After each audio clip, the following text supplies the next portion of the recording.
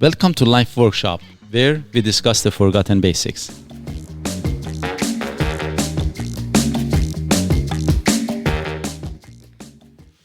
Hi everyone, as always, again, not always, but the most recent always, Doug and Mo, we are the co-host and the most favorite host, and most favorite co-host here.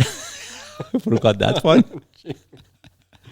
So this is the third episode that we are doing on how do we draw quick conclusions and why. So this time I'm going to throw some quick examples, and again, the whole idea is with these examples to bring it home. Create awareness and make you think. Yeah. So the correlations that sometimes we make, for example, you're tough if you're riding a motorcycle, or let's say you're the kind of dirty. Mm-hmm. You know that I'm just tougher than you because I just did that.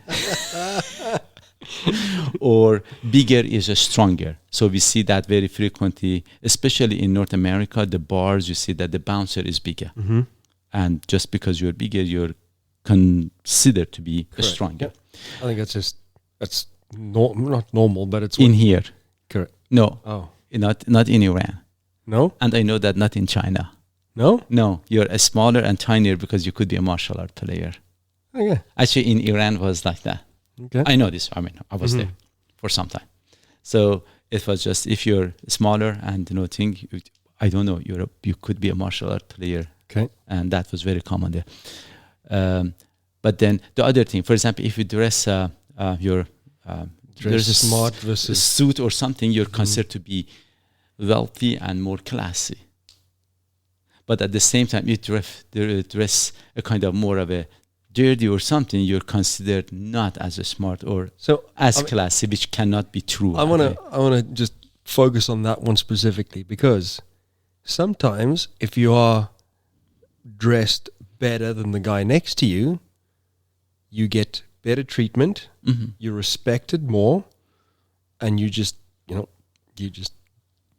get things because people assume you're neat and tidy, which means you're a nice guy, or you just get things done. Yeah, as I said, in the previous podcast, I said at times, the generalization that we make, it could be correct, because again, the way you dress and you hold yourself up, it represents of who you are. Mm-hmm. But at the same time, it does not mean that you're true right all the time. So because of that, you have to be ready to be proven wrong. And because of that, this becomes a kind of a discrimination and it's prejudgments that they have on each other, which is not right. But we have to give the other party a chance to prove who they are. Right. Versus, of course, you can. Again, as a general rule, you have a general understanding of it, and a lot of it goes back based on our previous experience. Right. Because sometimes if some of us we see somebody with a dressier thing, we may not like it at all if you have had a bad experience with that. Fair enough. And anyway, I'm going to throw this very quickly. For example, once I had, there was one case that this lady, she stopped going somewhere for treatment, and the reason for it, she came and said, because the therapist that she had reminded her of somebody that she did not like at all. And she had told them that, there is nothing wrong with you. It's just that. That's just a life experience. Yeah. And that is very unfortunate. And she was very fair. Yeah. She had told them that, it was, and she cannot do that. And said, that's fair. As long as, it hasn't been something personal. You just know that it has been your past experience. So lots of time we do that, but the awareness part of it is very, very important.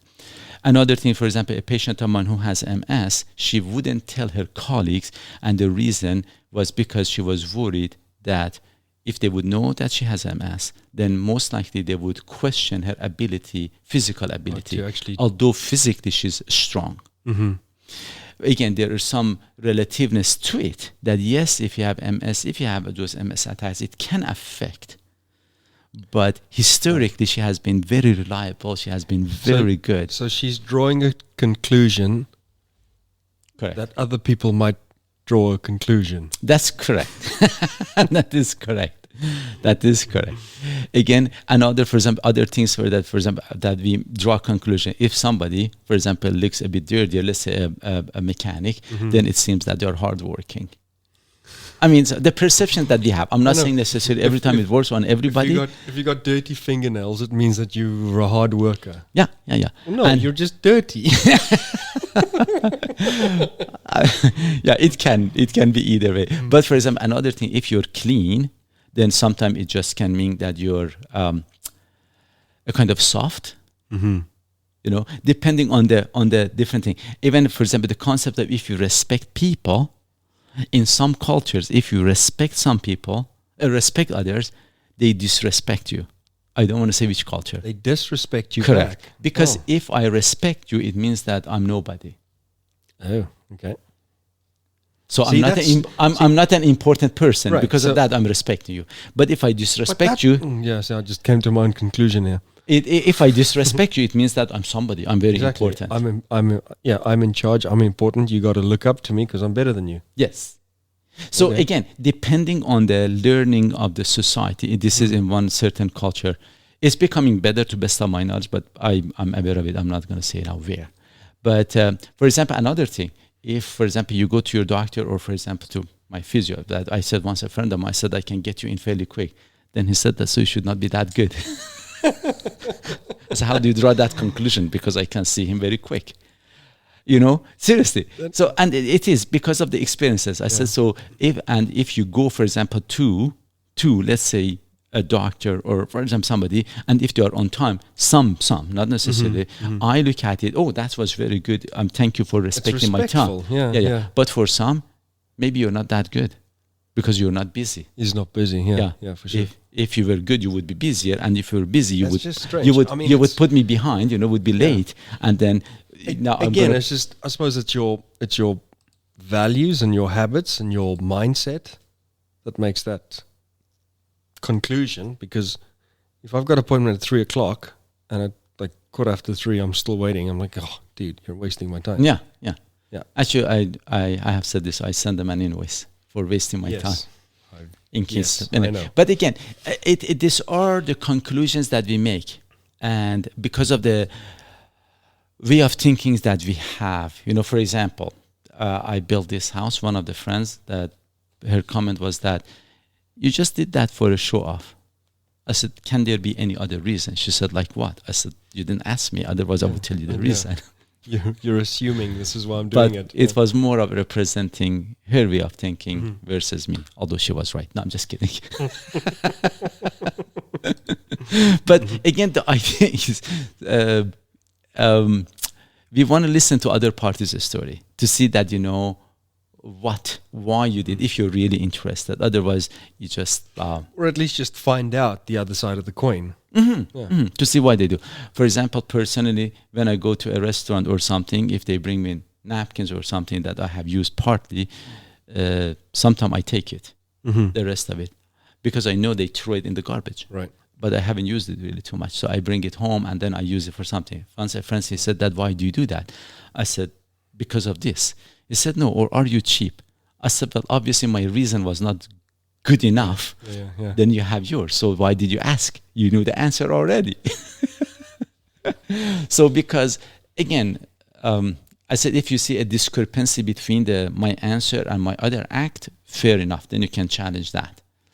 If not, you can simply ask the person, why do you do that? I mean, even if you want to challenge it, you still ask the question. Yeah. Otherwise, you're just assuming things. Sometimes, actually, that assumption is done behind your back. True. They don't even tell you. You can't even justify it because you don't know of it. And then they go and say that he did this because of that. Yeah. And then already it has become a fact behind your back before you know what happened. How did this happen? Yeah. But anyway, I'm just reading this to remember my rest of the... Yeah, give us a moment. You just, I don't know, technology just broke on him. Another thing is that, for example, personally, it was a few years ago, I ran quite a bit during summer and I lost, I would say about 15 pounds or something very quickly, and then some of the friends that they hadn't seen me for a few months. You were sick. Yeah, they asked that. They said that, are you sick? Is everything okay? Which I don't blame them because often if we lose weight, it that. Yep. Then my question was that if I had put on 15 pounds, would you ask me the same question? Well, yeah, are you sick? No, they wouldn't. This is the thing. Normally they wouldn't, because they would say, "Oh, you have been just taking it easy." But if I lose it, so it is because of the conclusions. I mean, the past experiences. Right. Although, if some other friends that they were into sports, chances would be very high. Hey, you have been running too much, or a lot more than before. Yeah. It's because they know. So again, a lot of it, how to avoid all of these wrong conclusions to happen, is simply by asking a question. You know, there is nothing really to it. Yeah. Just simply ask a question. And that's it. Yeah, get clarity. And if now there is a discrepancy between the thing that they say and, you know, with other behavior, then that's another story. You can ask question to make sure that the person has been honest in their, you know, thing. But one thing that to say, in science, normally they go after that. In science, this is how it's done. The consistency that, you know, they try to prove themselves wrong so many times till they can't. Okay. And once actually I had this guy that he has a PhD in photography. I'm kidding. That's not what it's called. he has a PhD in, I think, I don't know what it's called, but, you know, now something impressive. Yeah, something impressive. The guy is a genius guy. Then basically his job was, for example, when the cameras that they have in the, let's say from space and they look down, or for example, the sound that from here they see what is under the earth. Okay. So he was kind of doing that stuff. And then once I asked him, or for example, for microscope, I said, how do you know with the microscope when you say you're seeing something, that you're seeing that? He said, how do you know what you see right now is what it is? That's very philosophical. No, and he was very he said that the thing that you see of me is a reflection of the light. Yeah. I said, that is what we do with the microscope too. He went a little bit more elaborated it. I cannot do that as good as he did it, but it was very interesting the way he put it. He just and yeah, because he said that, and sometimes we do this so many times, we try to prove ourselves wrong. But when we can't, then we say that, okay, this is probably how this is probably what it is. And most likely we are correct. Again, it's not necessarily 100%. So when people, they say that scientists, they make mistakes, yes. A lot less than the non-scientist. That is where the thing comes. And the science doesn't change, improves. That is another something. Oh, they proved themselves wrong. No. They prove something better. Yeah. That is normally what happens. And not that everything that we did was wrong in the past. Now, this is the right thing. They're completely we're on the wrong path. It's just more correct. Correcter. It's just correcter than it was correct previously. Till you get to correcterest. But anyway, very quickly, the root cause for all of this thing, that why do we draw quick conclusions, is simply because we want to create an answer. We want to have an answer. And really, we don't. No.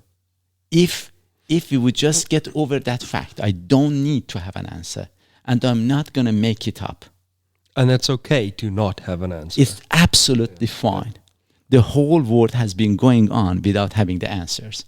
And it doesn't mean because we don't have an answer, the whole world is going to come to a stop. It hasn't, and it won't. So we don't need to have an answer. It's simply we can ask question, because by asking question, we leave the door open to improvement and finding out a more proper answer. Yeah. And I mean, just improving your own knowledge. Yeah. And you don't have to actually increase your own stress. Why should I know about economy? Why should I know about the, I don't know, foreign politics, or about the wars and here and there? Why should I know all that stuff?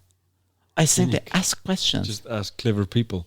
Yeah. If you want to, if you have questions, just simply go ask questions. But to have all of those things, we just increase our own stresses for no reason. And with the conclusions that we draw, that is how it becomes prejudice, discrimination, racism, name it. All of these things happens because of those things. Problems. Yeah.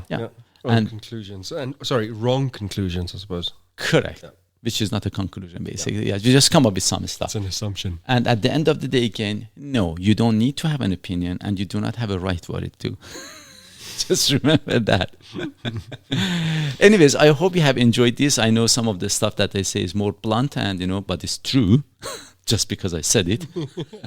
You don't need any more reason. And correct. Yeah, there we go. Correct chair, by the way. But anyway, I hope you enjoyed it. And again, please, if you can do some self-reflection and see again when others have done it to you or you do it to others, and when we do this to each other, and that is how we make life complicated. Difficult. Yes. Otherwise, life is simple. Okay. So again, thanks for listening and take care. Okay. Bye.